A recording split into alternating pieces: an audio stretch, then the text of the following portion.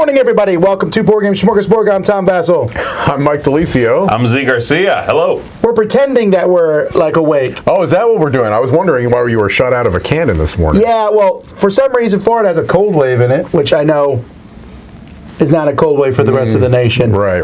But when there's a change in pressure like that... And it's so funny, Chris, right before we came live, and Roy, you'll get a kick out of this too, I think, showed me a picture on his Facebook. It was a 2-year memory, a memory from 2 years ago today. Do you know what we were doing 2 years ago today? Burning the marble. We were burning that marble thing, and it was 8,000 degrees.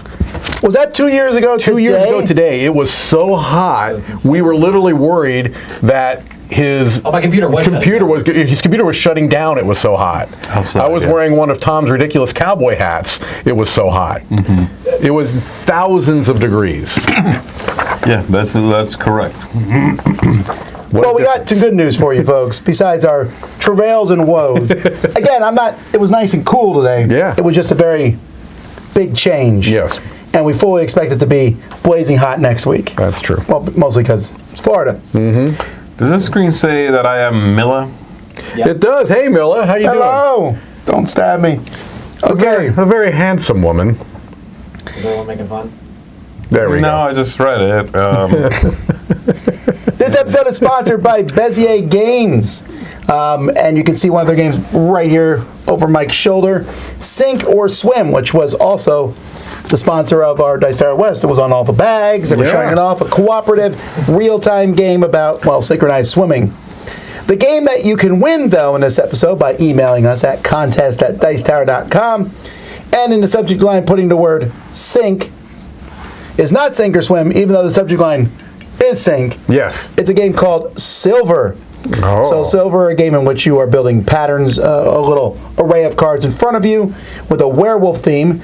But you need to answer this question in your email. So you got to go figure it out. Who receives the silver amulet if no one successfully called for a vote? Who receives the silver amulet That is a question. if nobody successfully receives the vote? Calls for a Calls vote. for the vote. Mike DeLisio is not the answer. No. So put that in the body. Also put your address so you can see if you won a copy of the game. So that's that, folks. Thank you to Bezier Games for sponsoring this show. Also, you may not have heard of this before, and if so, it's our fault for not talking about it enough.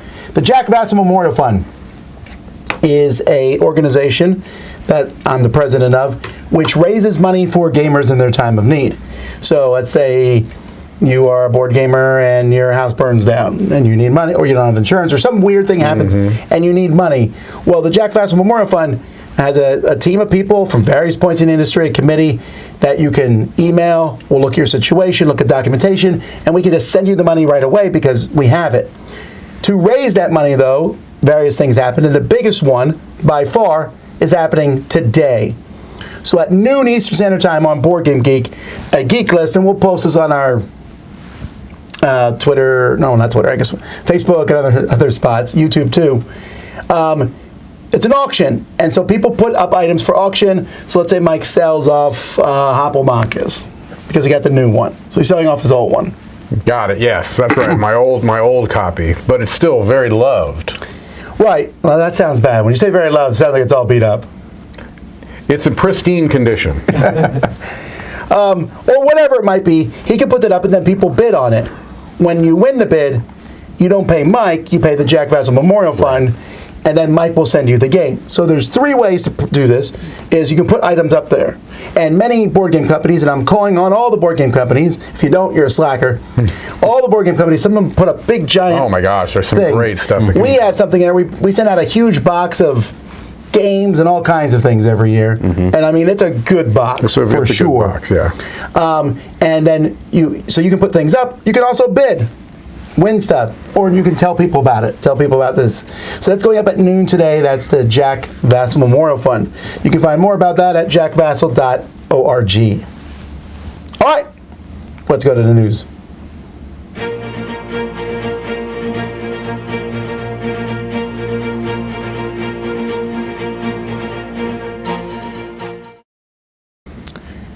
All right, let's start with some, well, it seems like we start with negative news every week now. Well, yeah. we tend to start with the business-oriented news, and it seems like it only becomes news when it's something that's Okay, that makes sense. You know Or an what I mean? acquisition or something. Yeah, right. Well, we had mentioned that Funagain Logistics was closing down several weeks ago. They were delivering Kickstarter. Well, now Funagain.com is closing. Now they are not closing their 2 stores. They're brick and mortar stores, yeah. They're brick and mortar stores, which are up in Oregon, Ashland, and Eugene. Oh, okay. That's not so. Okay, so their online presence is going away. Right, and their distribution aspect, right? But there are 2 physical stores that will march on. That's Where what it is sounds this again? Oregon. Can we take the van? We can. Is that worth the money? We spent $2,000 to get here. We saved $50 on games. That's right. We'll call it Vanagon. Van again? We're doing that. With that title like that, it can't fail. That's right.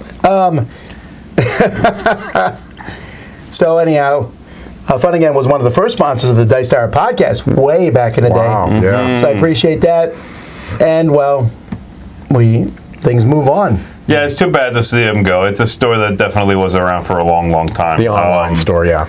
Yeah, it's one of those oldies but goodies. Glad to hear that they're brick and mortar still there, though.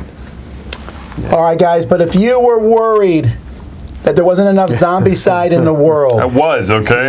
I love me some Zombicide. and you thought, what else can they do? The answer is Game of Thrones, Snow, Yeah. and Zombicide White Death. Definitely not the White Walkers here. Did you see? Like I read an article yesterday that one of the designers posted was their first designer diary. Okay. So a couple of things. One, I'm actually excited that this is a return to what they call Zombicide Fantasy. Right. Which is the umbrella under which Black Black Death, Plague, Black Plague, yeah. Green Horde, the fantasy ones. Medieval, Right. fantasy, what have you. Right. So it's very cool. It sounds like there's some interesting things going on. It sounds like they're doing this sort of, you're trapped here anyway, you can't really escape, so you have to defend this place. So it sounds like there might be a little bit more of a castle defense type feel to this. Okay. And then immediately they show a couple of the survivors, and they went for anthropomorphic animals on this one. What? It is legit. I wish we had the pictures. I didn't realize this was coming up here. It is legit. The body of medieval dude in the armor and the sword with the head of a tiger, with the head of a wolf. I kid you not. Came out of nowhere. I was not expecting None that. of the Zombicide games do that, right? I mean, this is not even when they had their weird. All right, when Z's right, he's right. Well, you just clicked away from. Oh, geez. Wow. Yeah, it's just like wow. Well, there's humans in there too. Which is somehow stranger. Yeah, it is. What? That is very bizarre. I really don't understand. I don't get that move. I don't either. We're always looking for pictures. You can. That last one at the end is the one I saw. The cat dude and the wolf person. That one works. Yeah, that's the one I saw. You can drop this in on top. Put it up in there. Yeah. Okay. So I thought that was weird. I mean, again, I'm all in on some White Death. I like the fantasy stuff. Plus, they've had quite a few updates to the system since Green Horde came out, which was the last one in this, and a couple of other, expansions to Green Horde. So I'm psyched for them to go back with some new iterations, some new ideas. I just thought the anthropomorphic thing was a weird move. That's very odd. I wasn't expecting this. I'm not as.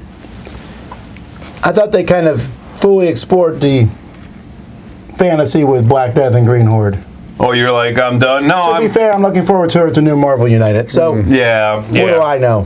No, I'm into it. I'm into it.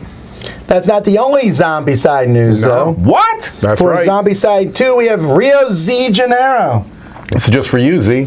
I'm all about it. How didn't this come out already?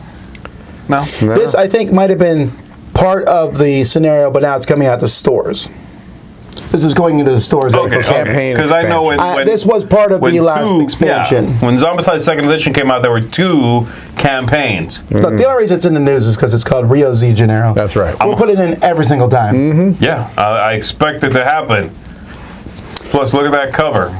All right. Zambies. Speaking of covers, we have the 2 new covers for some of the old games that Renegade has picked up, some of the old Hasbro games. We already knew they had Axis and Allies. Oh, wow. Now they got Acquire and Robo Rally. The tale of 2 covers. It really is a tale of 2 colors. Now, I want to say, first of all, I'm glad Renegade is bringing these back. Sure.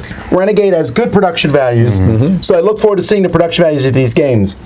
I'm also happy that it seems like they're not messing with the games very much, which really matters, well, honestly, with both of these. Although Robo Rally, it would behoove them to not even include the 4 board maps. Like, why even torture people by putting those anyway? Yeah. However, that Acquire cover great. looks fantastic. That's a really, really nice looking Robo cover. Rally cover, the Acquire cover looks fantastic. I don't like the Robo Rally cover. What happened there? I mean, the Acquire one's classy. It makes sense. It's a small twist on the previous one. The Robo Rally is somehow like the old cover, but worse. Doesn't that look very mass market? It looks What's like that robot rocket on his feet? I What don't know, is that? It looks like 1980s Toys R Us cover. You know what I mean? It's not a bad cover. It's just uninspiring. Whereas a Acquire cover is beautiful. Well, I don't think the art on the Robo Rally matches the font. Yeah. It's like Robo Rally. Also, woo-hoo-hoo! I'm just saying, that looks like that TV is trying to sell me Twizzlers. Look at it. It looks like a weird TV with sneakers or something. I don't like Roy the way loves it the doesn't cover. look robot-y. I like it. The Roy 7-Up loves the dot cover. is around the corner, ready to right. join in the action. Yeah, it looks like a mascot or something. Anyway, the good news is, though, the games are coming back in print. Right. That's cool. And you can pre-order them now. I don't know when they're coming out. Okay. All right. A new game here, General Orders World War II. That's not a very inspired name, but what's cool about this is from Osprey Games and from David Thompson and Trevor Benjamin, who are becoming one of the more renowned duos, especially with lighter war games or war-like games. Yeah, games with a war theme that are being accepted more by the Euro and general gaming community. Things like Undaunted, for example, would be kind of the big thing. And this is, I think, a 2-player worker placement game. Yeah. It's like a tug-of-war control over a crucial World War II battlefield in the mountains of Italy or the islands of the Pacific. And so you're just... Sounds a little bit like Blitzkrieg. A little bit. Yeah. I'm pretty pumped about this. Yeah. It sounds really fun. With this design duo, I'm very interested in seeing what they're going to do. That's true. I don't know if I've ever played any game from these guys that I dislike. Right. I haven't played any of the Undaunted games, okay. Yeah, I think you I've should heard check it very out. good things, yeah. Well, the newest one is just... People are raving about Stalingrad. And Battle for Britain looks good, too. Okay. All right. Angel Share. This is a new Scott Alms game From Spielworks. Yeah. So he makes small games, mostly the Tiny Epic games. Yeah, but... He's made a few big ones like, well, Heroes of Land, Air, and Sea. Well, he's made Beer and Bread. It's a 2-player game, but it's not, they're not all in the Tiny Epic line. And yeah. No. He's made tons of games. Yeah. Although Spielworks games are typically more complex and dry. This one isn't dry at all. It's definitely not. This is about distilling liquors. I get it. About crunkiness. Yeah. There's been a few more of the games from this theme, right? You got distilled and I don't know. It seems like this is becoming a more popular theme. I've heard this term, this Angel Share, before. I can't remember what it is, but it's a traditional term for volume. You lose in is that what it is? In evaporation. In the evaporation, okay. That's the Angel Share of the alcohol. I gotcha. Okay. That's pretty impressive. You knew that. Yeah, you never heard that. Or did you read it here? No. I just know. I don't know nothing about whiskey. I just know that term. Yeah, it's cool. I mean, this looks interesting. Spielworks makes a specific kind of game. You already kind of should know if this piques your interest or not. Scott Alms doing a game with Spielworks. This is the interesting thing here. That is interesting to me, too. And again, Scott Alms is incredibly prolific, and he's got games of all sorts of shapes and sizes. But I can't remember quickly, anyway, one that I would immediately say, that fits in a Spielworks production. Right. No. So this is intriguing to me. I like that. I like that. All right, here's the cover for the new Great Western Trail, New Zealand.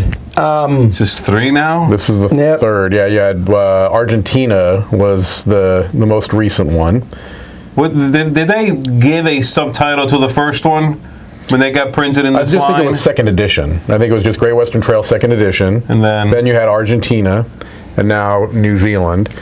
And from what I understand, Argentina raised the complexity a little bit. It added markets that you could ship things to, and I'm sure New Zealand will.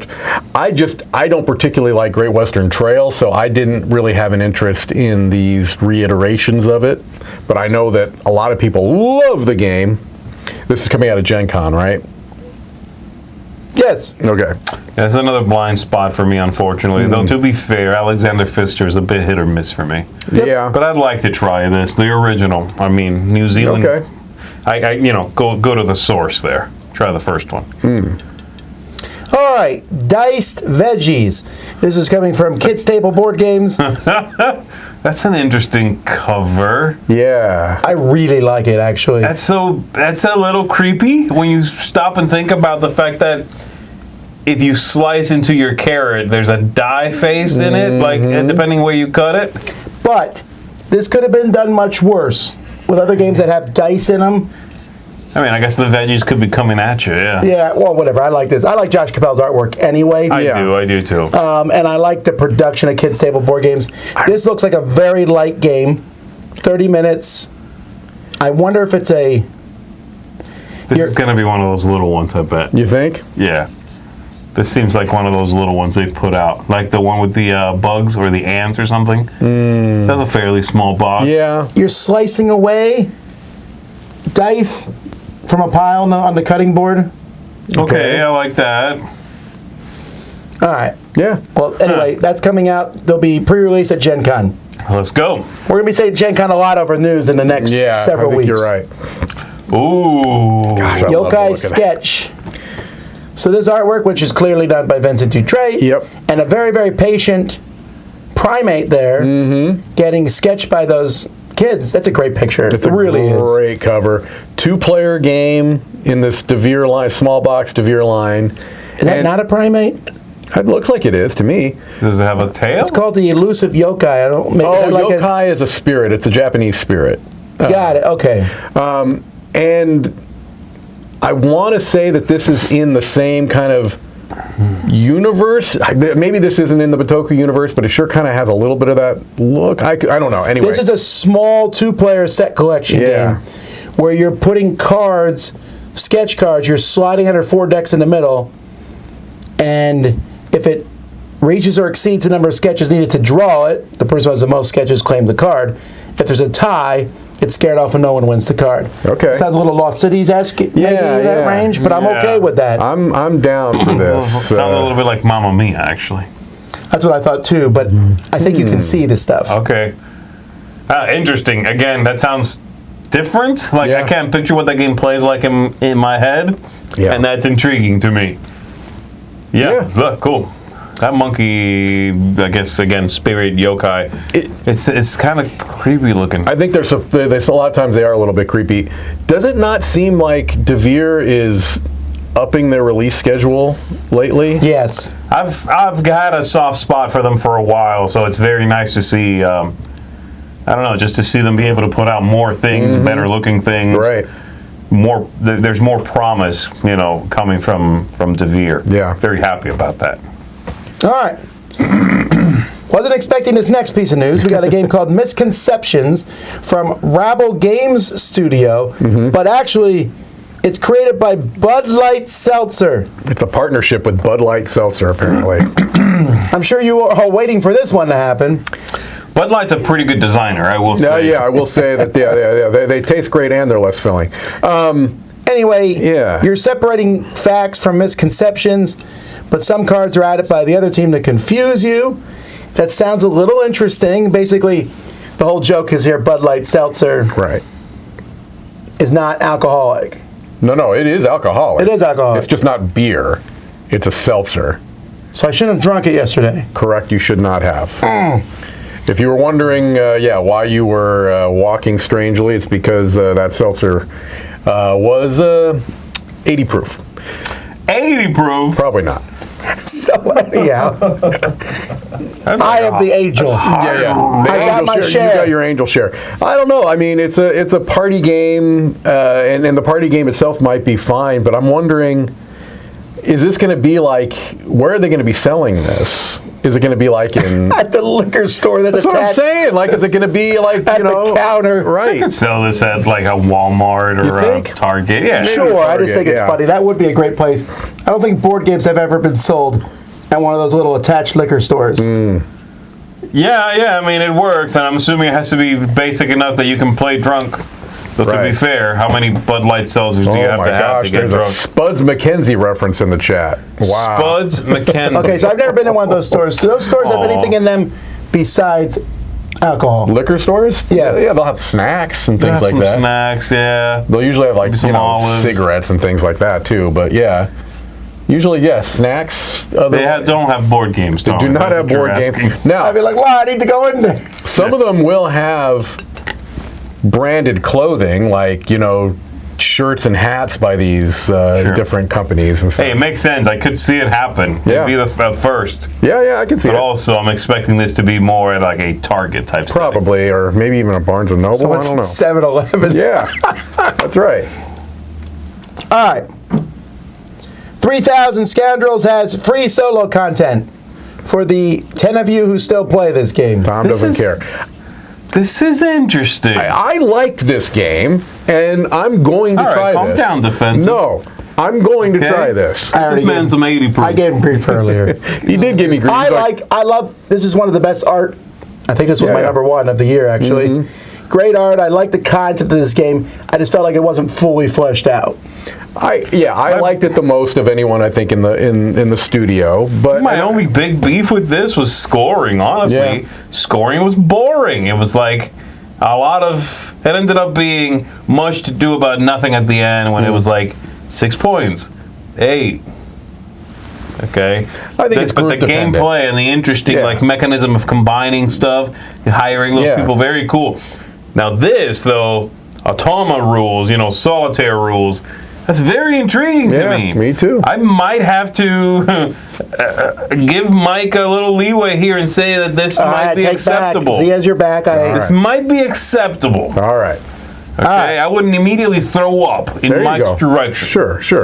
You'd have to have some projectile Is this happen. next piece of news, though, acceptable? Let's Let me find out. see it. What is it? So Catan now has Oh boy. a football or soccer expansion because the world was begging for this. Is this a Ted Lasso effect? I wonder. Well, it also is the effect of soccer being the most popular sport in the world by far, and it's not in even Catan. close. Okay? They play rugby down there. Anyway, so doesn't this kind of What is give you a this? vibe of like the catapult in Yes. Carcassonne? So Just here's- adding a Well, I don't silly know how it dexterity. works. let me explain. Go ahead, This is great. Explain. So whenever you build a settlement or city in Catan, Yes. then you'll compete in a football match. Right. You're going to flick a multicolored, multi-sided token towards the goal. I hate If it this. goes into the goal, you get a point. Player with the most points will gain benefits that can be used in the main game. I hate it. This is definitely the catapult. This is so for sure. stupid. It's It's a also silly like dexterity element. it's also the catapult with more rules. Yeah. It sounds like there's way more rules. Catapult was stupid, but at least I knew what I was getting. Put a dude in a catapult, flick him onto Carcassonne. Wherever he lands, he stays. When I first heard about this, I thought it was its own game. Sure. Like, oh, it's a Catan, soccer, Team soccer whatever. And I was thing, like, yeah. okay, that's dumb, but Right. I'd play it. I have no interest in this. Like, why would I stop Catan to have a mini dexterity game? Even if I loved soccer, which I don't, but even if I did, this seems like an ill-advised combination. Why would I want to, if I'm escaping to Catan and building up my settlement and settling this land, this makes no sense to me. What? Somebody said in the comment, the hardest of passes, and I have to agree. Which is almost a pun. Right, yeah, because you have to pass on the field, on the pitch. I don't know how soccer They call it works, the okay? pitch, Z. What? It's called No, the that's pitch. that's definitely baseball. No, it's football, soccer. No, It's on the pitch. No. All right. There's one thing that Ted Lasso taught me. This looks great. We got a bunch of Funko Ooh, stuff let's coming go. for Here you. we This go, is the one that finally. looks good. Of all them, I don't know about Funko these days. They seem to know. be making less and less. They make big-headed I toys. Let's agree, go. but I think this looks great. Okay, yeah, Just this this is picture, anyway. So they're all Disney games coming here. Okay. This is a cooperative 2 to 4 player game in which you are trying to produce your production team trying to produce 5 of the classic Disney animated movies. Okay. But villains are going to try to block you. It almost sounds like a spin on Villainous. Except it's cooperative. Correct? It's the word spin. Hit him with it. Does it not say It is cooperative, Yeah, yes. it's cooperative. Yeah. So I don't know. I like that this is leaning into the classic Walt Disney. To me, this is when I think Walt Disney, I think this. I think this font. I think this look. This is giving me heavy kind of like nostalgia vibes. Look at two nostalgia. Notice that on the bottom there you see Aladdin. No, I know, but I think of Aladdin as part of the classic Disney. I really do. And I'm not even a huge Disney person. So you're saying non-Pixar's classic Disney?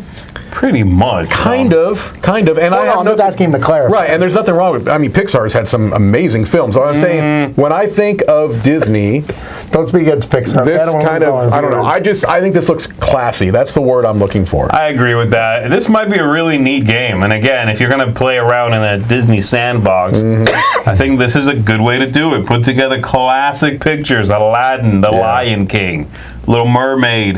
Those are all going to be in there probably. Right. Yeah, there's going to be some serious amounts of nostalgia here for those good old, wonderful days of that hand-drawn Disney animation. Now, to Tom's point, if this came out 2 years ago, I'd be over the moon excited because at that point, Prospero Hall had put out nothing but bangers. There's been a couple of, not as good. So let's hope. This is Prospero Hall? Yes, I believe so, right? Because sometimes that what it says on there, doesn't Tom? necessarily work with... Can you read the... No, Prospero Hall was bought by Funko. Yeah, but this is actually by that design team, Right. Prospero Hall design. Yeah, there is a few things from Funko that are not Prospero Hall. It's a little confusing. Yeah, they did some stuff with Ravensburger, right?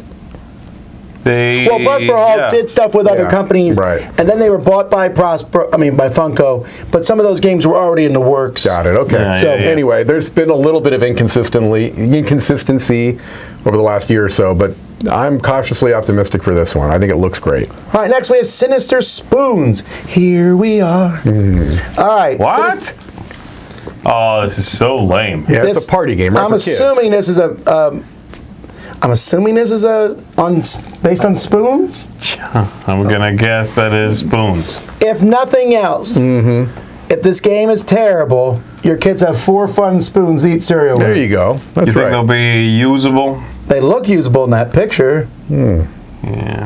This looks really I don't know, those handles would be pretty hard to... Wow. Oh, that's This is true. talk about like going from something that sounds really interesting to basically themed spoons. Wait.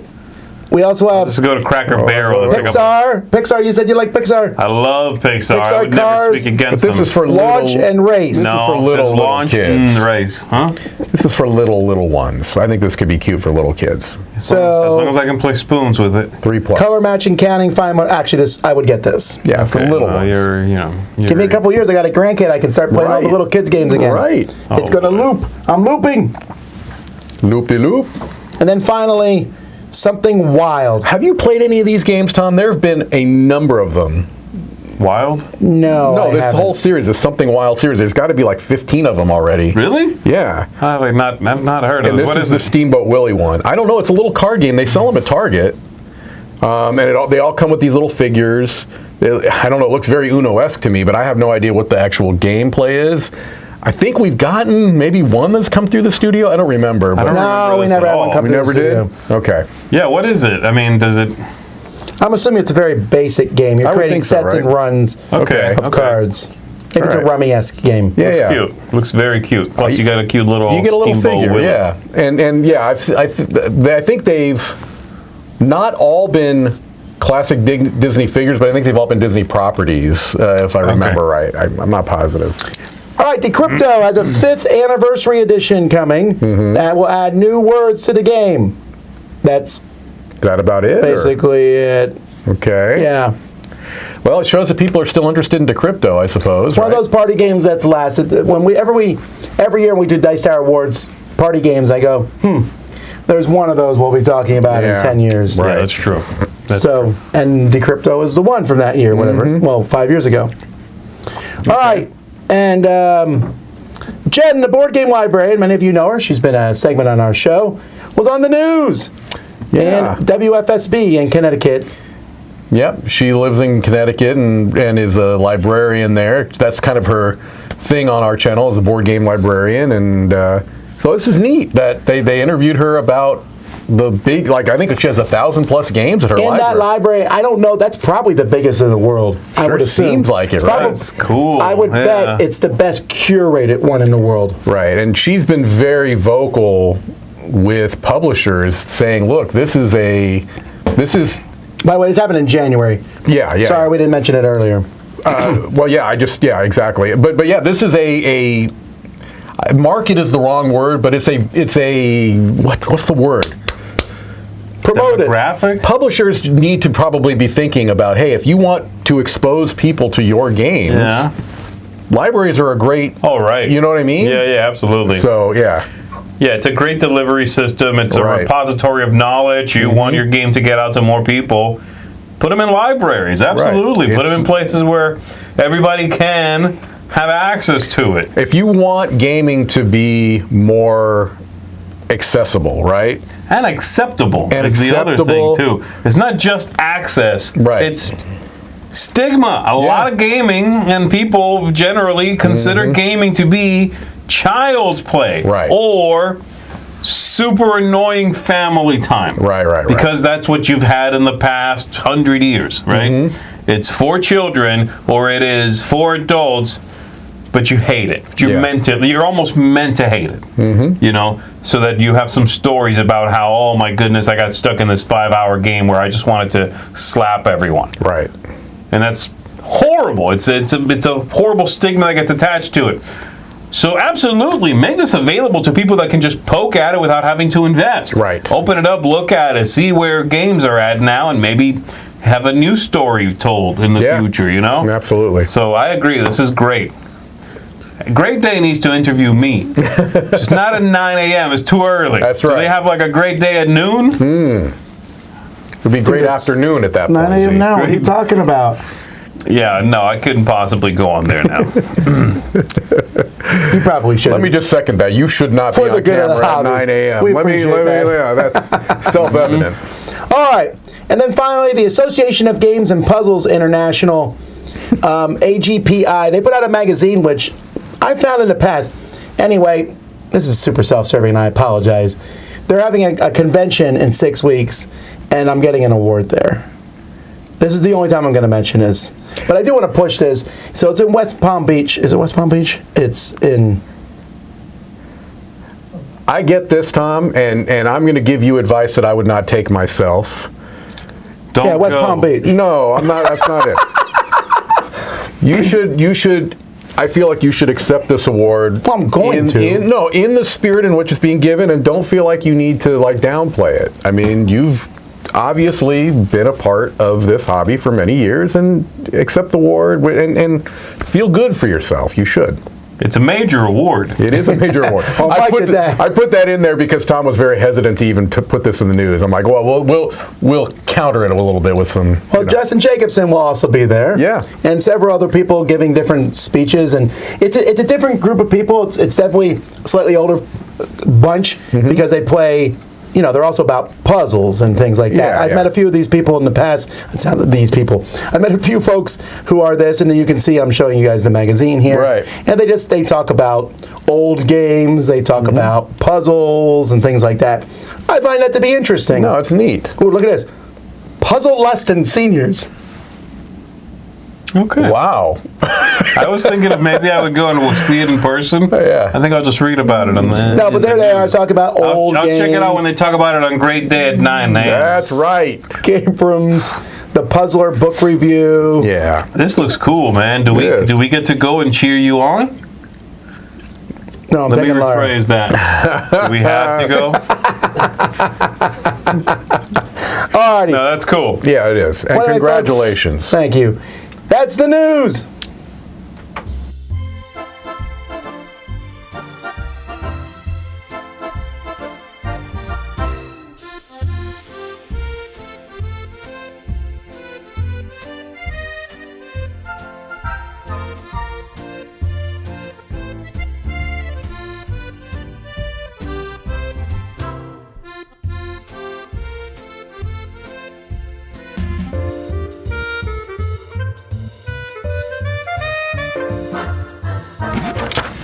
All right. Today,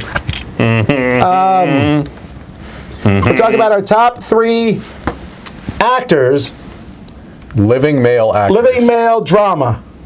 Living male drama actors. Yeah, we put a lot of limiters on Well, we this. did the limiter so we could do the list again. We could do Yeah, actresses, we for could do sure. actors of the past, and we could do comedic. Right. This gives us like 9 lists. Yeah. At least. At least. We'll do best audio, feature length. It's basically we're going to run down every category That's in the right. Academy And Awards. not in a row, because you know we are going to Best still do. special We're still going to do effects. food. Best boy. We're still going gonna to do food and- boys, okay. The ones that do the whole yeah. Oh, the boom? The boom. Yeah, they used to be called something like that. I don't remember. They may What have is that changed it. called? These are actors for me that when I see them show up in a movie, I'm happy, even if they're the bad guy. And 2 of mine are almost always bad guys. Okay. Oh, interesting. Yeah, I like their acting so much. Actually, I'm a big fan of a good bad guy because a good bad guy makes a movie more interesting. Sure it does. Yeah, yeah. We're not saying they're the. Well, I guess we are saying they're the best, but they're not. I mean, they're my favorites. See, I bet if this is someone who has passed away, but I bet if like Alan Rickman was still alive, he would have made your list. Yes, he would have. Yeah, I really like Alan It's Rickman. tricky because for me, it's Although he's not comedic, but No, not at all. But well, he wasn't Gatsby. he's smarmy. He's got that like he really enjoys his bad guys, boy. You know. I guess for me, I went with consistency. People that I feel like do consistently stellar work. Well, I feel very confident with all 3 of mine. Yeah. I mean, everyone has their Everyone off movies. has off movies, but sure. mine are all consistent. Yes. Yeah, I think they're all I mean, with consistent. kind of that idea that Tom was saying, where like if this person's in the movie, I'm just happier to go see it. I'm like, oh, here we go, some class. Yeah. This is gonna get good. You know, I don't know. That's my main. Okay. All right, Mike. Well, you know your list is the classiest, so we're gonna let you go last. I don't know that my list is the Go ahead. classiest. We'll see. Everyone likes your movie picks better than ours. Well, It's true. We don't know anything about movies. That's 'cause in fact, my first choice here is actually more of an electrician than actually a film actor. Okay. Harrison Ford? Oh, he was a carpenter. He was a carpenter, yeah. No, Harrison Ford was a carpenter before. He also got into acting late, yeah. Yeah? Well, it's not Harrison Ford. Okay, I picked good people. He's a great actor. Harrison Ford. Harrison Ford was, at least, I don't know if he still is, the #1 money-making actor. He's been in it, like his movies, right. you know, if you assigned an amount of money they made, the correlation was he was the #1. Right. To, you know, I don't know if that's still true. I doubt it. But anyway. Yep. So my #1 is Morgan Freeman. Interesting. Morgan Number Freeman. 3, you mean? I'm sorry, yeah, my #3 is Morgan Freeman. If Morgan Freeman's in a movie, I'm immediately like 3 times as likely to really enjoy that movie. Oh, he also got acting late. Yeah, he did, yeah. Yeah, I mean, he's got some stuff where he was younger, but Right. you're right that he wasn't, you know, in his teens and doing movies. Well, I'm going to butt in here with you because he's also my #3. Wow. Really? Yeah. That is insane. I really like Morgan Freeman. When he Morgan shows Freeman up, is just good, yeah. What about when he's doing voiceovers on commercials? It's Are you also more good. likely to buy those things? Yes. I am too. 100%, I am yeah. too.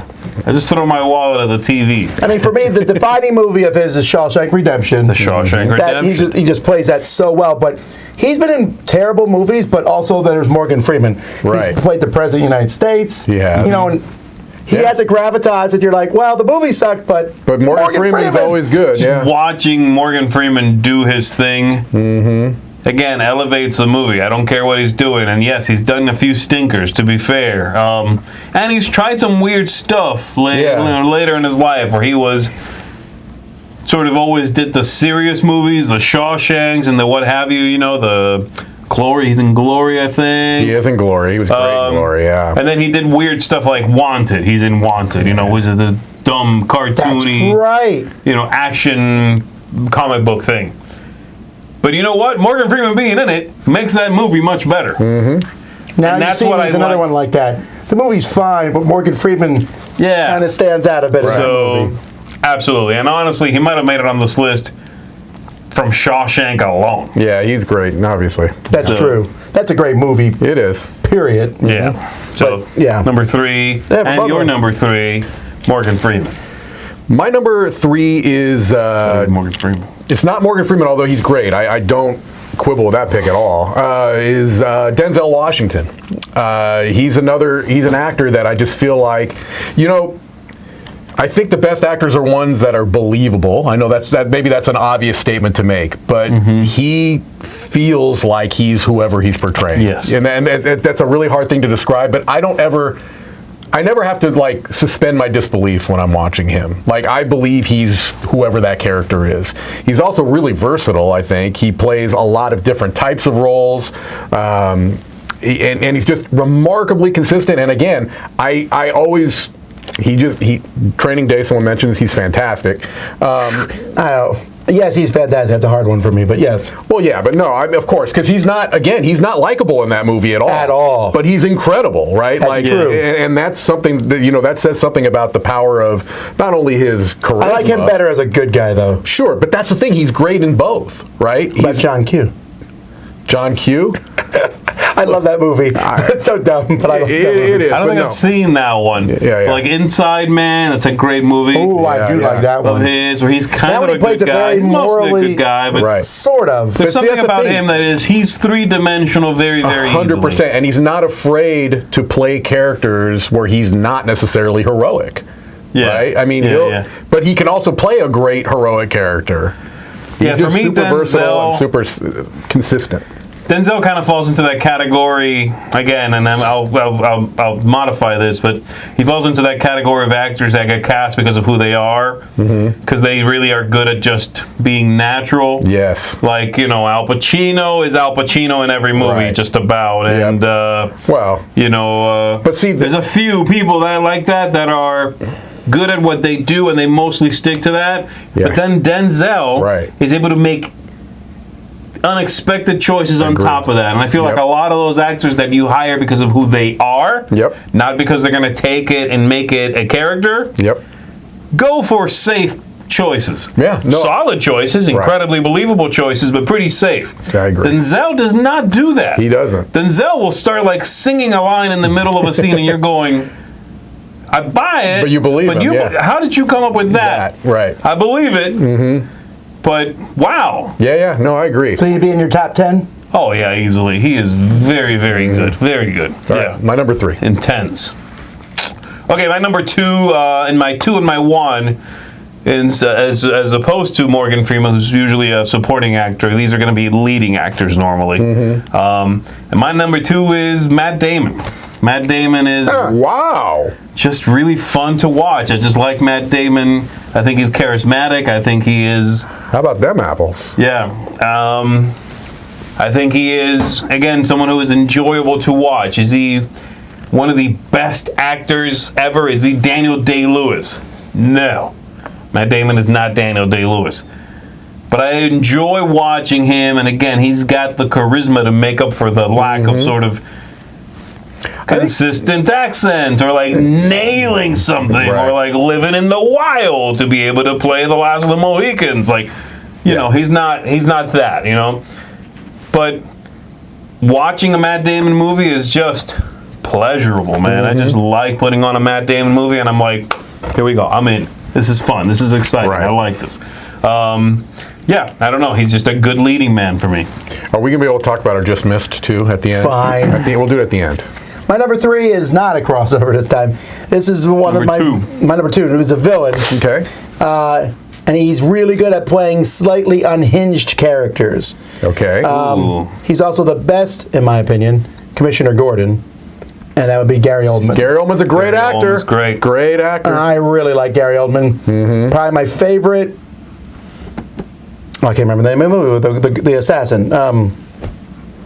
The guy who rescues the girl and teaches her to be an assassin. Oh, yeah. The The Professional? Yes, where he's the bad guy in that movie. Do you see Tinker Tailor Soldier Spy? I have not, actually. Oh man, he's really good in that too. Also, he's the bad guy in Air Force One. But this, Dracula. Let's not mention Bram Air Force Stoker's One. Dracula. Oh, my God. I like Air Force One. Back off. Whatever. Air Force One's fun. Plus, No. we were talking about Harrison Ford. My president. You don't like Air Force One? I think it crosses the line. I mean, I know it's supposed to be stupid. It crosses that. I just can't. Oh, I love it. I love it. Get off my plane. All right, that's fine. I do like it. I like that movie. Yeah. But I just like Gary Oldman because he brings this Oh, he's great. very frenzied energy. Like when he gets mad, I feel like he actually got mad. Yeah. It's really good. So Gary all right. Oldman's a I like great Gary thing. Oldman. That's a great Very, pick. very good. My number 2 is gonna. I don't know. It almost seems like it's. I almost hesitated to put it because it almost is like the go-to name oftentimes. Leon wasn't the professional. Leon Oh, the that's right. Professional is Leon the the name of the professional, movie. right? Yeah. But my number 2 is Robert De Niro. I mean, does he have the greatest range? Maybe not, because but he's also not Jack Nicholson. Jack Nicholson is Jack Nicholson That's in every true. role he plays. Yeah. Robert De Niro has been now in later roles. I feel like settled. sometimes he coasts a little bit. Yeah, he's settled. Yeah. But when Robert De Niro is on, I'm sorry, I think that Raging Bull is one of the best performances by anybody ever. That's fair. Right? And Taxi Driver. And Taxi Driver. Yeah, and, he's and just in his Goodfellas. older years, he's like cast as Robert De Niro. Right. And it almost seems like they're like, no. Right. We cast you to Right. be Robert De Niro. Right. What are you doing? But when Robert De Niro is locked in, he's very hard to beat. I mean, he is just incredibly intense and like magnifying, right? You're not going to look away when Yeah. he's locked in, right? He Yeah, commands the screen, and he's incredibly good at what he does. Now, again, I'm not going to fault him for later roles where, especially as an older actor, you're not going to get as many opportunities for the juicy stuff, right? But he's my number 2. Very natural also. Yeah, for Very, for very sure. like just present and natural. Yeah, he's very good. He's very good. Again, earlier stuff especially. Yeah, I agree.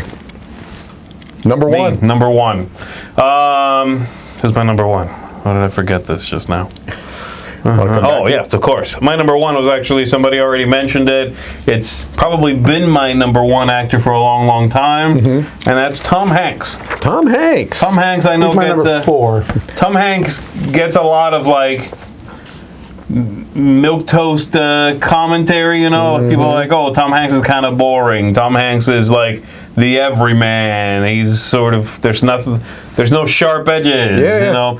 I get that, but Tom Hanks is able to deliver a lot of different things, I think. And again, obviously now he's a little bit older, so his movies have been a little more by the numbers, maybe, or his performances, I should say, not necessarily his movies. But I think he's consistent and, again, able to have a fairly small playing field that he explores really well. He's not Johnny Depp, whose choices are like, this is a role Johnny Depp played out here, and he also did this, and he did this way out here. And he had a couple of roles in here that he's like a human man,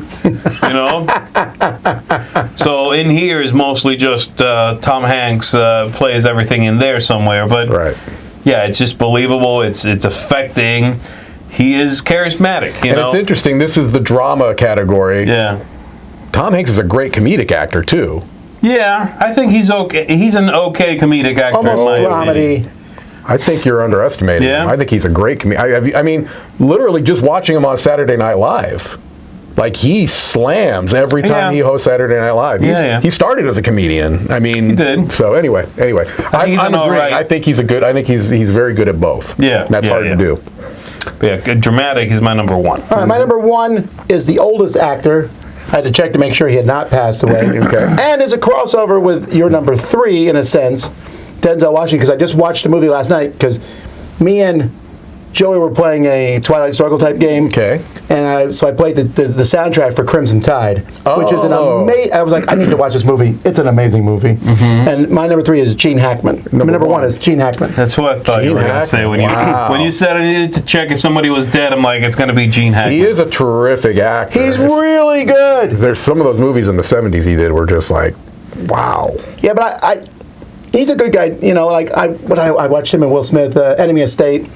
You know, he plays a very unhinged, interesting he's character like in that one. Yeah. He's like a conspiracy theorist guy who happens to be right. Right, exactly, yeah. I wonder if Enemy of the State is my favorite of his, though. He's so You see good. Heist. It's a very little known movie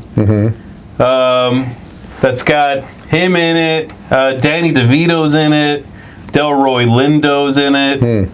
It's a great cast. Yeah. Oh yeah, and Hoosiers. I think Hoosiers it's a is script. fantastic. I think it's a Mammoth script. Okay, wow. It's like a really good movie that like 12 people have seen. If you've never Interesting. seen it, you should watch that movie Heist. Yeah, a lot of people are talking about French Connection. That's his signature role as Popeye Sure, Doyle. of course. I mean, but sure, he's done a lot of great. I don't know. I just find him to be very. When he shows up, you're like, Unforgiven. ooh, Oh my gosh, he was Hoosiers, good in yes, that. yes. Yeah, he's a great actor. I really like him. He's a All right. great actor. I'm trying to guess Mike's number one. So you said Robert De Niro. I thought that was your number one. He's already mentioned my number one actor, and it's you not know- even close. I think Daniel Day-Lewis is the greatest Oh living wait, I actor. knew that because you love all his movies. He's amazing. I mean, He you is. want to He's talk really about good. believable.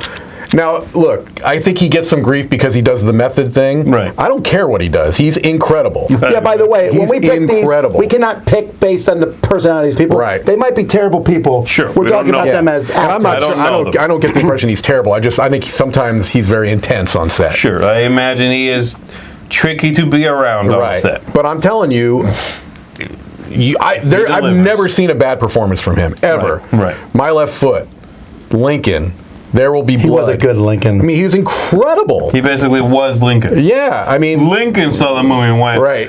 He's like, man. I got to go back Yeah. to the future? Yeah, he Wasn't he in Last Mohicans like way back in the day? Yeah, he was Last of the Mohicans. I mean, he just is, I think, sometimes you look at somebody and you're like, okay, this is what this person was born to do. Right. And that's him. I mean, this guy is just... Like, but all his movies. I've never seen him do a bad role. What's his latest movie he's done? He doesn't do a lot of movies Phantom either. Thread, I think. That's the other thing. He does not do a lot of movies. I think he's maybe done too. I think he may be, Gangs of New York. All of these roles you put up there, I mean, they're That's just not incredible. a particularly great movie, I think. Well, I thought Gangs of New York's a very good movie. Well, good, but he's the best part of that movie. Yeah, I suppose so. He's Okay, normally the best part of every movie. he's that's in. exactly the right, thing. even in very good movies. So, Daniel Day-Lewis, my number one. Now, I have like 3 just missed that I put. Somebody who I think is underrated as an actor because he's become more of a celebrity and a tabloid fodder, but Leonardo DiCaprio is an amazing actor. Yes, absolutely. He was unfortunately like Titanic was so big. Right. And then he also played a bunch of... He's very, very good and has become very, very good. And he's always been very good. I mean, Gilbert Grape is great, and he even was a child actor, and he was good. Sure. Christian Bale is very good. and Willem Dafoe. Willem Dafoe is amazing. I thought about Willem Dafoe.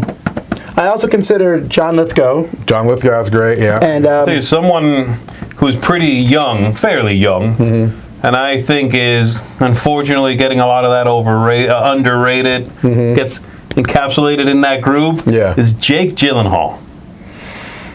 Jake Gyllenhaal. He's another one, when he's on, he's really good. he also can be really funny. Yeah, sure, he's funny, but Jake Gyllenhaal does not get a lot of credit. I think he is very good, a very clearly committed actor, and has done all sorts of things. He's really good. He is good. He can do creepy, he can do intense, he can do actiony. Yep.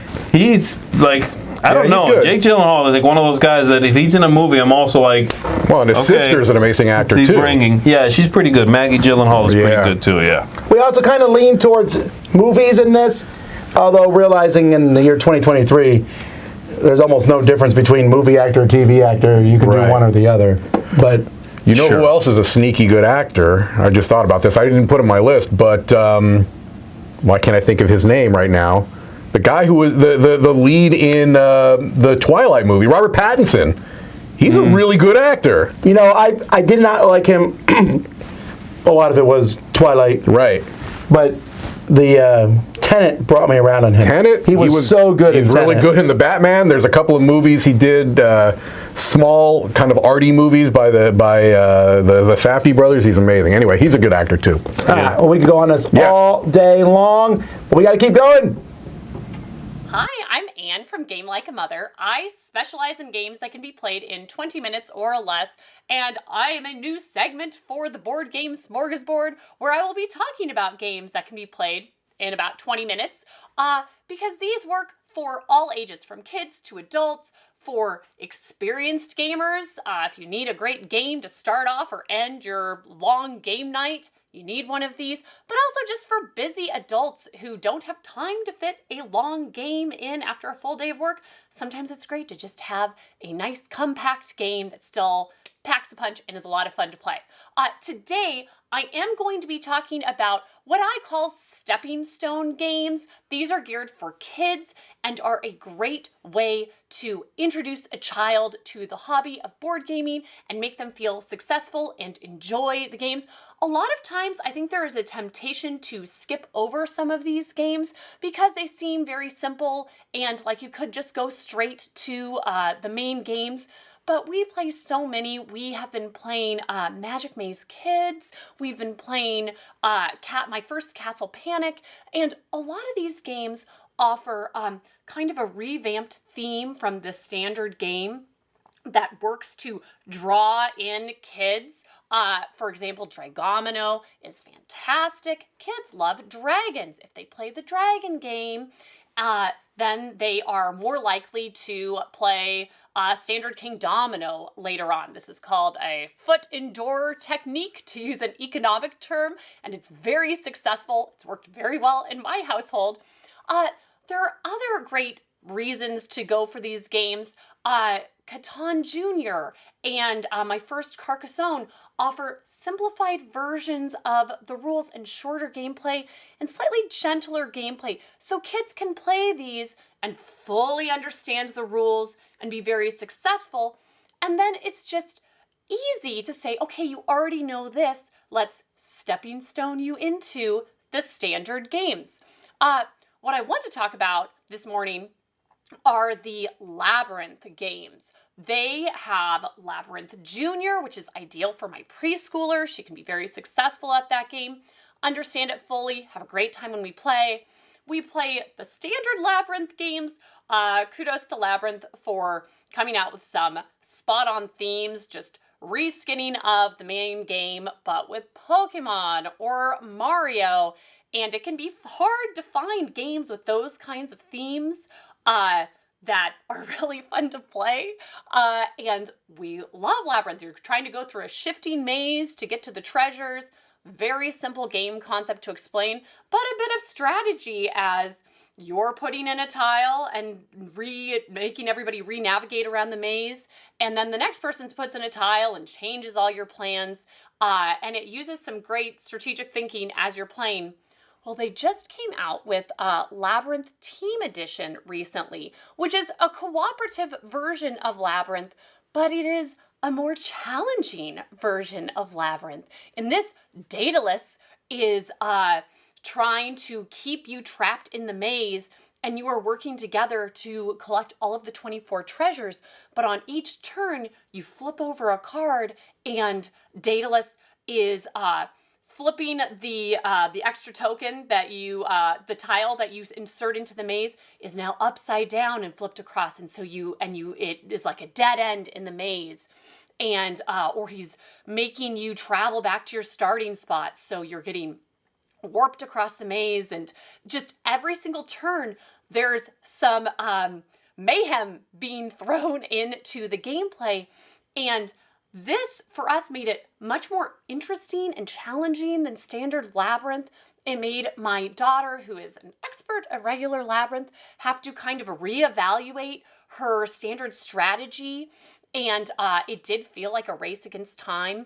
And it is harder in some ways to play a cooperative version of this because it's a lot easier to mess with all of your teammates than to work together and, oh, I've got to insert this tile. I'm trying to get to where I want to go, but I also want to make it so you're able to get where you want to go the next turn. It just worked really well, added some extra elements without making the game overly complicated, which is really the sign of a well put together game. If you're not just having to constantly refer back to the rules for especially a kid level game.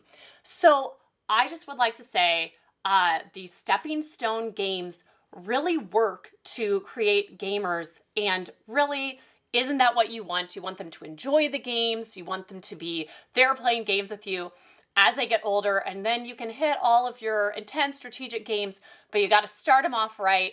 And we have found, I have 4 kids, these stepping stone games really are an amazing way to go about doing that. So thank you so much for having me on the show, and back to the folks in the studio.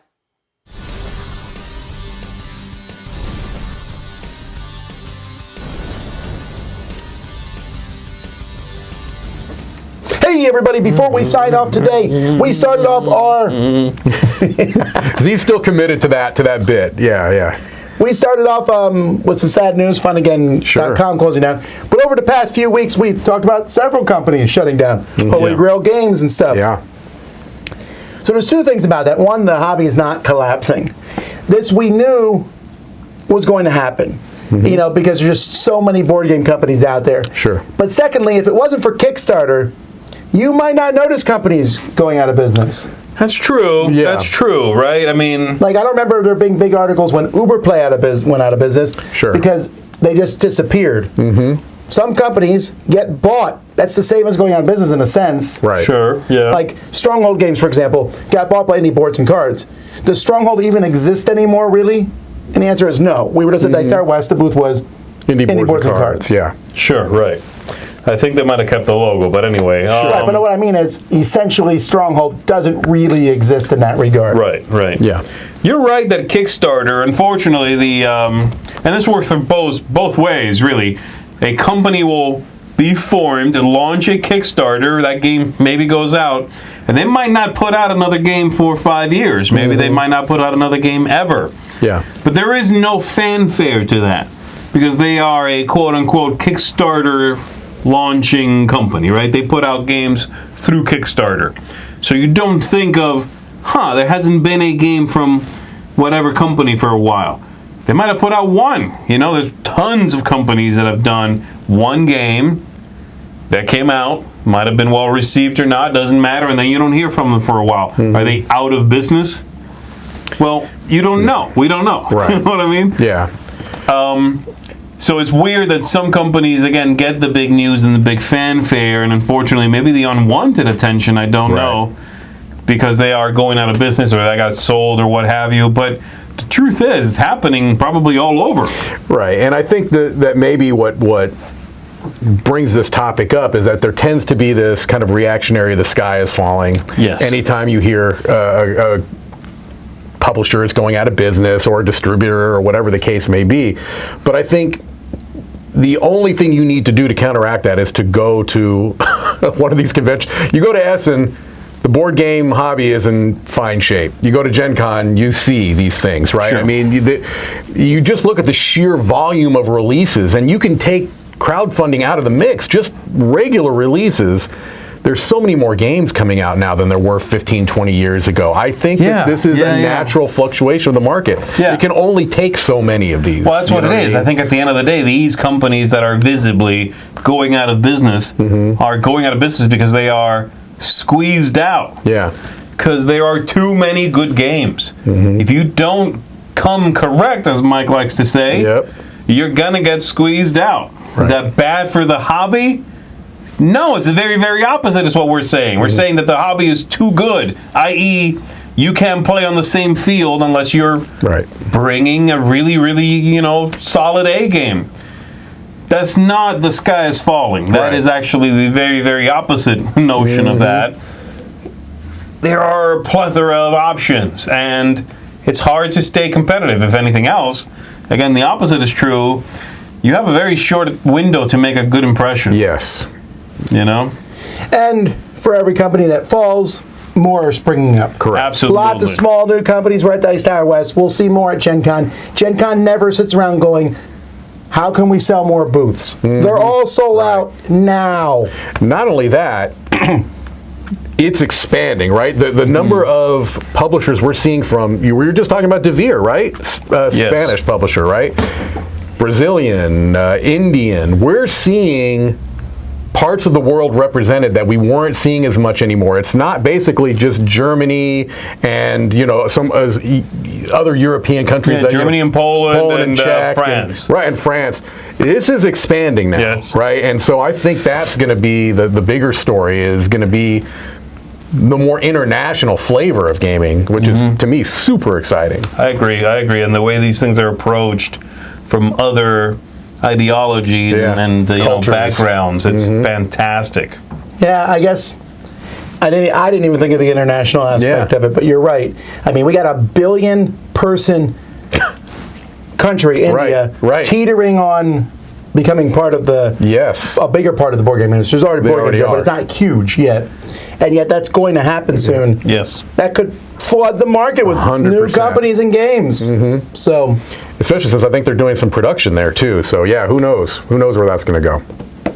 Alrighty, well folks, that's it for another Board Game Smorgasbord. We'll be back later on today at 2 o'clock with our top 10 games. Back from the dead! Ooh. What does that mean? Tune in to find out. I will. And of course, other videos are going up all this week.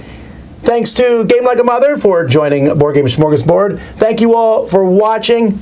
Until next time, I'm Tom Vassell. I'm Mike DeLisio. I'm Z Garcia. Jack Vassell Memorial Fund at noon. Check it out.